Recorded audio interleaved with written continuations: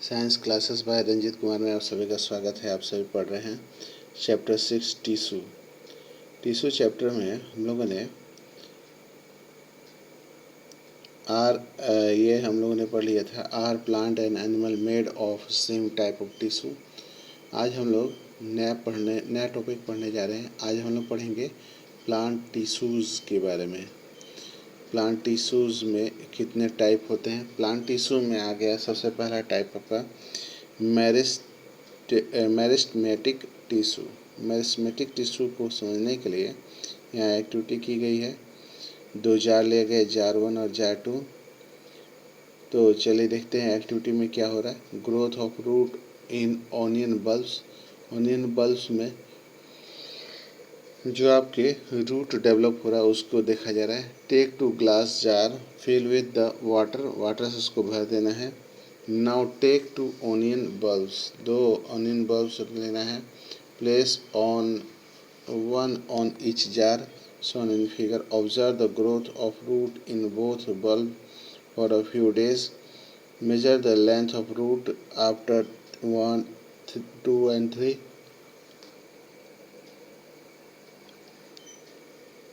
On day 4, cut the root tips of onion bulb in a jar to about 1 centimeter.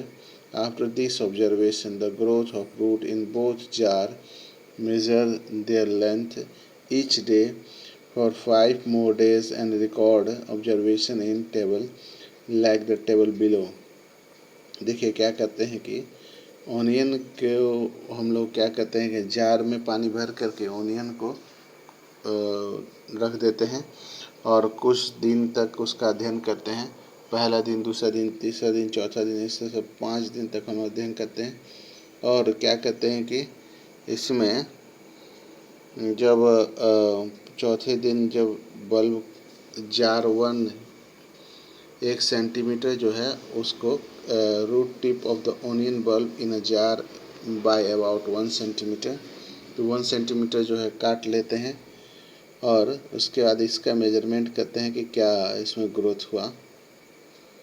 From the above observation, answer the following. Which of the 2 onion has a longer root and why? Do the root continuous growing even after we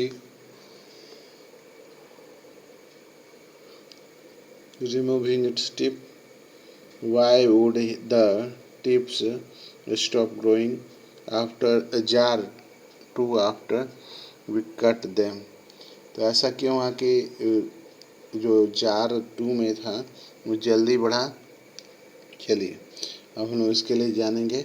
the growth plants occurs only in certain specific region. This is because the dividing tissue also known as the meristematic tissue के नाम से आता है is located only at these points depend on the region where they are present.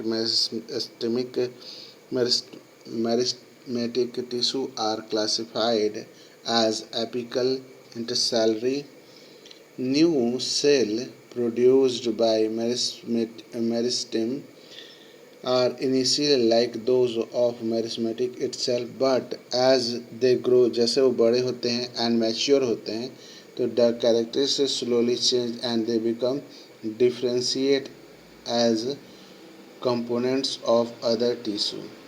देखिए ये आपके 3 प्रकार होते हैं। सबसे पहला आपका मेरिस्टेमेटिक में होता है एपिकल मेरिस्टेम, फिर इंटरसेलरी मेरिस्टेम और लास्ट में आपका आता है लैटरल मेरिस्टेम। चलिए तो हम लोग आगे देखते हैं। ये है आपके location of meristem tissue in plant. इसको ड्रॉ करना सीख लीजिएगा क्योंकि ये ड्राइंग भी आसान है और ये पूछा भी जाता है।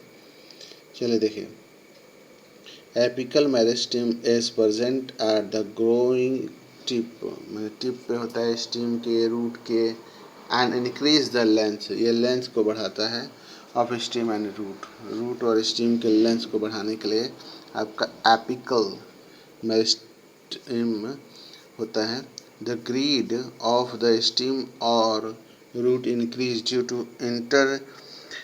इंटरनल मेरिस्टेम कैम्बियम, जिसको हम लोग इंटरसेलुलरी मेरिस्टम भी कहते हैं, is the meristem at the base of the leave और इंटरनोड्स में पाया जाता है, इसे इसका नाम इंटर मेरिस्टम बोला जाता है इसको। ठीक है।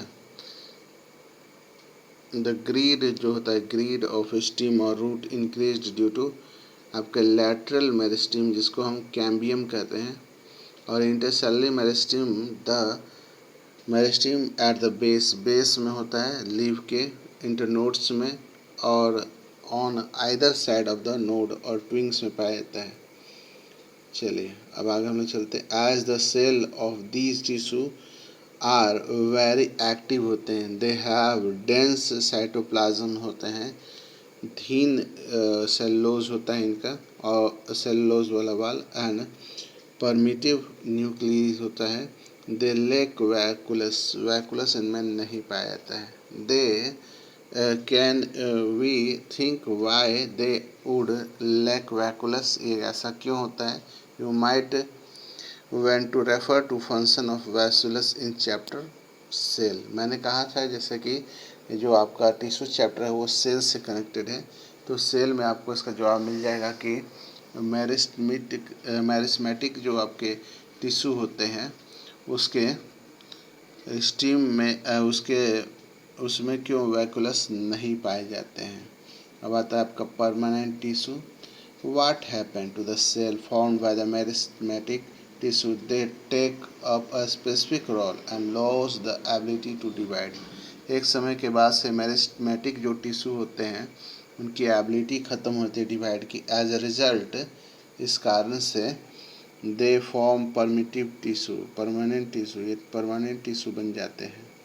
This because of taking up a permanent shape, size and function of called differentiation.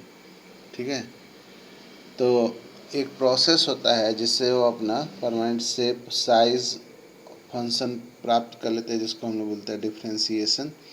Cell of meristematic tissue differentiate to form different type of permanent tissue, यानी कि उस मेथड जिसमें मेरिस्मेटिक टिश्यू जो है वो परमानेंट टिश्यू में change हो जाता है, इसको हम लोग कहते हैं डिफ्रेंशिएशन। ठीक है, याद रखेंगे। चलिए तो हम लोग आगे देखेंगे।